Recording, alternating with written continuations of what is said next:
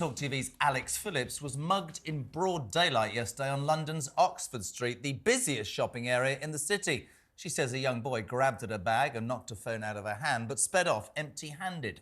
Well, Alex is in the studio. So, too, is the former Chief Superintendent, Del Babu. Thank you both so much for coming in. Thanks, guys. Alex, let's just start with this. Presumably it's after work, you're just doing some shopping. You don't think you have to be on your guard? Yeah, between shows, actually, and I was going to get my phone looked at because the screen's got a bit funny, so I went to the Samsung shop on Oxford Street, which is down next to Tottenham Court Road, and just very routine, normal day. I was walking back to Tottenham Court Road station, and next thing I know, I feel a bit yanked from behind, and I think, what's that? And then something hits my hand, my phone clatters out onto the floor, and before I know it, a kid on a push bike has just zoomed off. Without the phone or with the Without phone? the phone. The phone had fallen on the floor. I have no doubt he was trying to go for the phone. Sure. If it, because it had fallen off the floor, that would have required him to stop his bike and get off. Oh, excuse me, do you mind if I finish what I was getting up to? So, no, he zoomed off and I shouted expletives after him. But then about 20 seconds later, you suddenly think, gosh, that was really frightening. It was 11:30 in the morning in the middle of the busiest shopping street Anybody in London. say anything? Nobody batted an eyelid. They I didn't. mean, everyone's just, oh, well, this happens every 5 seconds. If you'd been attacked, they'd have all stopped to have a look, that's for sure, isn't Oh, it? yeah, probably. They've got their phones out, probably. No, and also, before we come to that, it's all right to just come on and talk, but actually, psychologically, and actually, when it's gone, that impacts you, right? No, it did. I did have a panic attack, basically. For 20 seconds, I was annoyed, and then after that, I suddenly thought, I can't really breathe properly. I felt sort of very constricted and tight-chested, so I phoned my other half, and he was like, it's OK, you're fine, just, speaking to someone. But it is a shock, and you do think now, it's made me very hyper-aware. Getting the tube here this morning, normally I sit on the tube, reading all the news headlines, I'm constantly, planning my own show. But you think, can I do that now? Can I sit with my phone in full view? Can I walk with it in my hand? Sal, I think we hear a story like that and you think what has to change is our behaviour. I need to be more safe with my phone. I shouldn't have it out. Why is it that something like what Alex just said, all of us will know it's happened to us, a friend, a sibling, a colleague, and that's sort of now just the norm?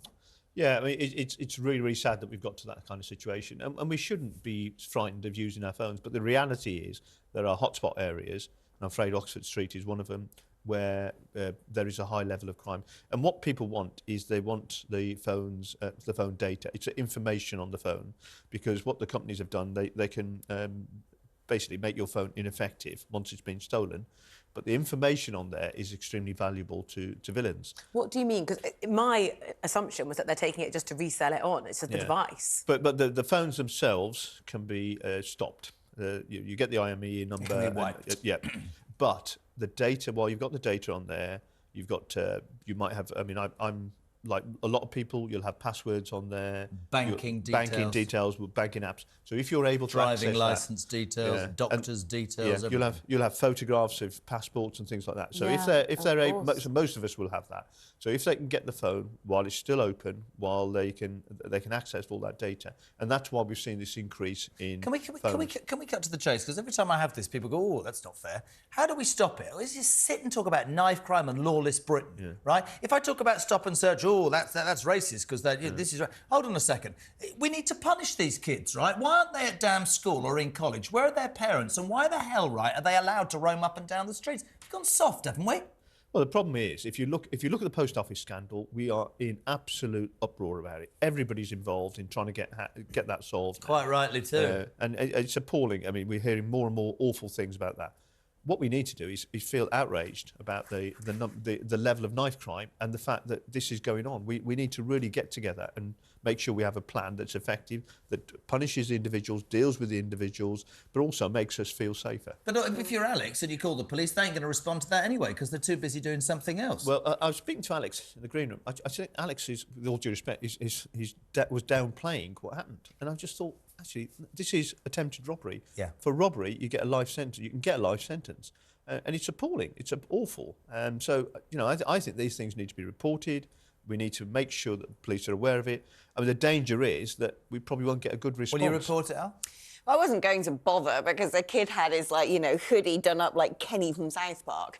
And I thought, well, they're just going to go, can't identify him, move on. But, you know, having spoken to Dal, I think I probably ought to, just for the sake of getting data and getting those numbers. And maybe they might think, well, look, this keeps happening here. Let's put some bobbies on the beat. You know, I used to live in Brussels, and I'm not saying we should go down this route, but you actually have, you know, soldiers walking around with guns and things like that. You know, and it's a deterrent. I'm going to be even more unpopular than I was an hour ago. Sadiq Khan found 30 million quid in 7 minutes to pay the train drivers. Why doesn't he pay that money and put more bobbies on the beat so people don't get mugged in broad daylight? Might be a start, mightn't it? Intel. We've said it before.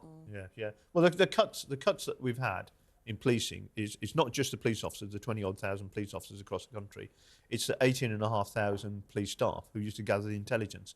They aren't being replaced.